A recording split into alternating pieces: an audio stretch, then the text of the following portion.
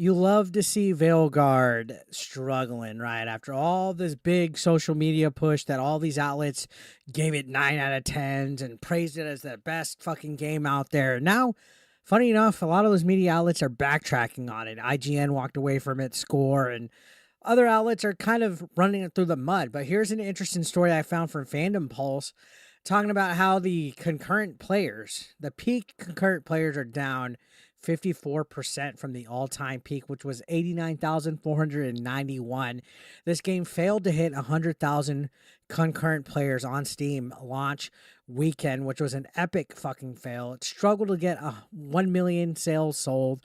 It didn't even get nominated for a Game of the Word nomination or any kind of significant nomination. I think it got one, and it was for accessibility. So that tells you how much of a failure this game got. So it says the most recent 24-hour peak concurrent player count for Dragon Age is down 54% from the game's all-time peak.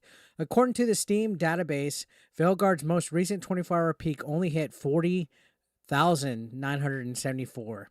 That's a decline of 54.2 from the all-time peak. Holy guacamole, is the player base dwindling. And this is after we've heard rumors of over 30,000 units being traded or being returned, them struggling to get sales. They're not going to achieve what they need. I think they need a 4 to 5 million sales to even profit off of this game. So it's safe to say EA and BioWare, while the result, I've saw Wokies coping over it. Oh, well, it's not as terrible as people were saying. The Rage Bait Grifters just wanted it to fail. No, it absolutely was a financial flop. And the game was fucking cringe. Next to nobody had anything good to say about it except the shill critics that are paid fucking shills. And even then, they're backtracking now. Look at the user review scores and tell me with a straight face if this game was a Game of the Year candidate and a good game. You'd be lying.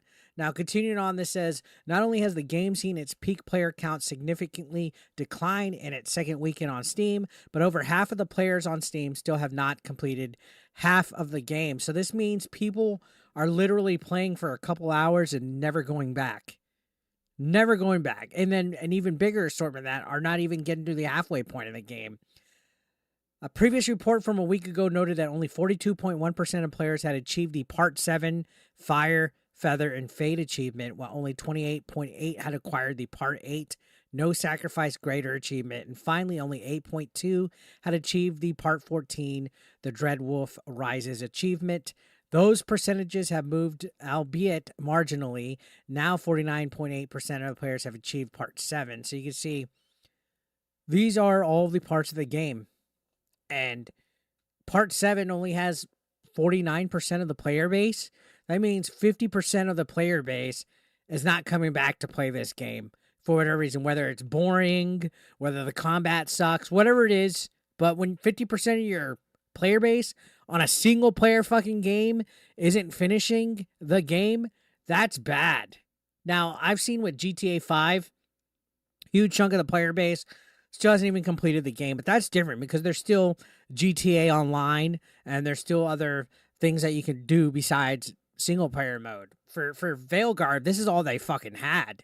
So to see people tuning out, not even wanting to complete the game, that's pretty fucking sad. That's actually really sad.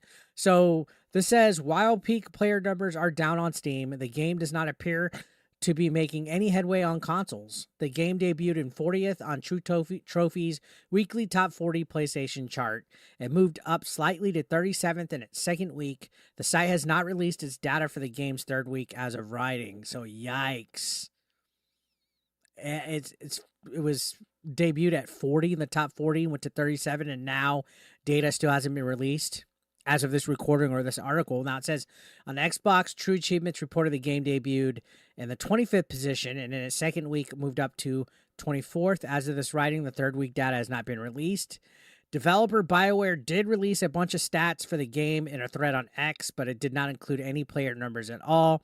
A rumor from YouTuber SmashJT from a source within BioWare claimed the game did achieve 1 million units sold, and this was part of the rumor right here, saying they've been informed by their source at BioWare that they've updated over the weekend. It's sold over 1 million sales.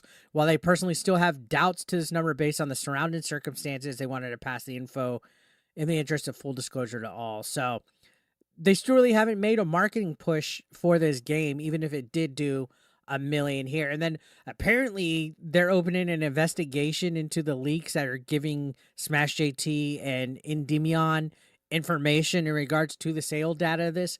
This happened last week. I wanted to touch on it, but we didn't. But apparently all this inside information that Endymion and Smash JT are receiving is spot on, which is interesting if they have a mole in BioWare giving little inside details on just how bad this game is really doing. If it's barely crossed over 1 million sales sold and it took them 3 weeks just about to reach that, that's bad. Now, okay, good. You got 1 million copies of a game sold, but at what cost is it going to affect the company? Are you going to be able to profit off of it? You're going to make your budget back? Are you going to even have another Dragon Age game? I don't know. And now apparently your player count is dropping by 54% within 3 weeks. People have no reason to go back either, by the way, because EA and BioWare announced that they will no longer be supporting this game with any kind of DLC or expansions outside of like quality of life updates and patches here or there. So there's no incentive for people to go back and play this game after they completed the campaign, even though it looks like barely 49% of them are even reaching part 7. They essentially shot themselves in the foot with this game by saying, hey, our development teams are going to focus on the next Mass Effect. We're not going to support this with any expansions, no notable DLC. In a game like this where there's potential for tons of DLC, tons of expansions. I mean, look at stuff like Baldur's Gate 3. Look at stuff like Skyrim. This big fantasy setting could have a lot of potential for some fun adventures. And this was one of their biggest releases of the year, and it's fallen flat of expectations. If it sold way more than 1 million units, let's say it did 5, they would have supported it with some DLC or an expansion. They would have been supporting it like gravy. But no, that to me is a sign that it didn't do as good as they had hoped. And now they're like, you know what? We're going to move to Mass Effect, and we'll see what happens with that. So, yeah, the player base is leaving. It's bye. You know what I mean?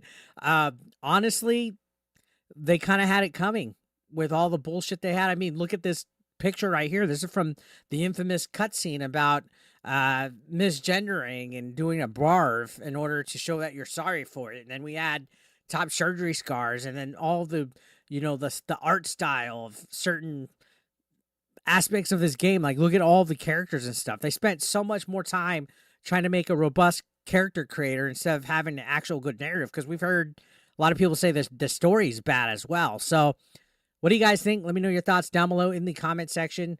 Love for you guys to say your thoughts, and subscribe if you haven't. Hit that subscription button. I'll see you on the next one, guys. Thank you so much for watching. Take care.